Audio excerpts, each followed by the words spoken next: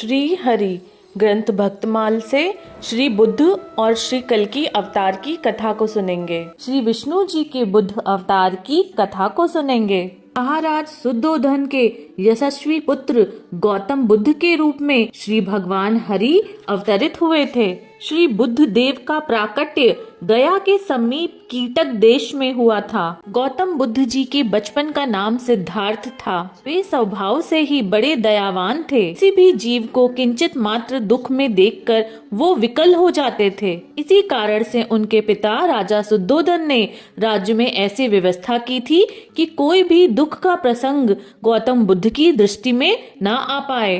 परंतु यह सब होने पर भी दैव योग से एक दिन एक रुग्ण पुरुष को देखकर, कुछ दिन बाद अपने हंस को मृत देखकर, एक अत्यंत वृद्ध पुरुष को मृत्यु देखकर, समाज में सभी जीवों को दुख और दर्द में देखकर गौतम की आत्मा सिहर उठी। उसी दिन से उनके अंदर जगत के प्रति उदासीनता छा गई। इनकी यह उदासीनता इनके माता पिता को बहुत खली और जगत के प्रपंच में फंसा कर रखने के लिए यशोधरा नामक कन्या से इनका विवाह हो गया। समय पर सिद्धार्थ के राहुल नाम का एक पुत्र भी उत्पन्न हुआ। परंतु सिद्धार्थ की उदासीनता मिटी नहीं, उल्टा बढ़ती ही गई। परिणाम स्वरूप अपनी पत्नी यशोधरा और अपने नवजात पुत्र राहुल का इन्होंने संपूर्ण गृह समेत त्याग कर दिया और मौन की तलाश में घर से निकल पड़े।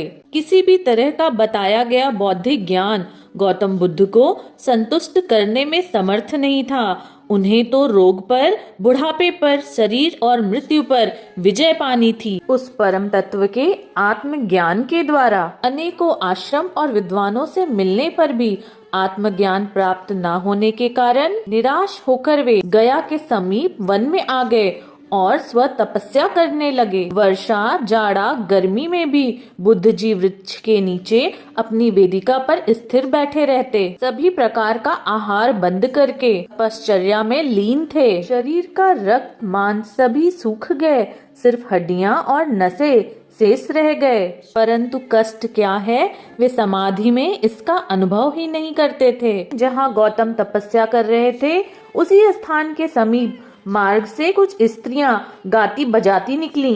सच्चे मुमुक्ष के लिए किसी भी प्रकार की सिद्धियां बाधक ही हैं। कानों में वह संगीत की ध्वनि पड़ते ही उनकी प्रज्ञा में सहसा प्रकाश छा गया।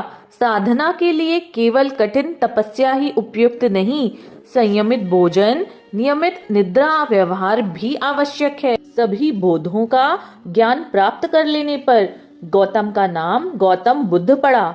तत्व का ज्ञान प्राप्त होने के बाद भगवान बुद्ध वाराणसी चले आए और अपना सर्वप्रथम उपदेश उन्होंने सारनाथ में दिया। धम्मं शरणं गच्छामि, बुद्धं शरणं गच्छामि, संघं शरणं गच्छामि। श्री हरि के कल्कि अवतार की कथा को सुनेंगे। कलयुग के अंत में जब सत्पुरुषों के घर भी भगवान की कथा में बाधा आने लगेगी, सभी वर्णों और धर्मों के लोग जब पाखंडी हो जाएंगे, जब अधर्मी ही राजा बनेंगे, यहाँ तक कि कहीं भी स्वाहा, स्वधा और वशत्कार की ध्वनि नहीं सुनाई पड़ेगी, राजा लोग प्रायः लुटेरे बन जाएंगे, तब कलयुग का शासन करने के लिए भगवान स्वयं श्री कल्कि के रूप में ब्राह्मण के घर में अवतार लेंगे। भगवान कल्कि के अवतार पश्चात परशुराम जी उनको वेद पढ़ाएंगे, शिव जी शास्त्रों का संधान सिखाएंगे, घोड़ा और एक खड्ग देंगे। तब भगवान कल्कि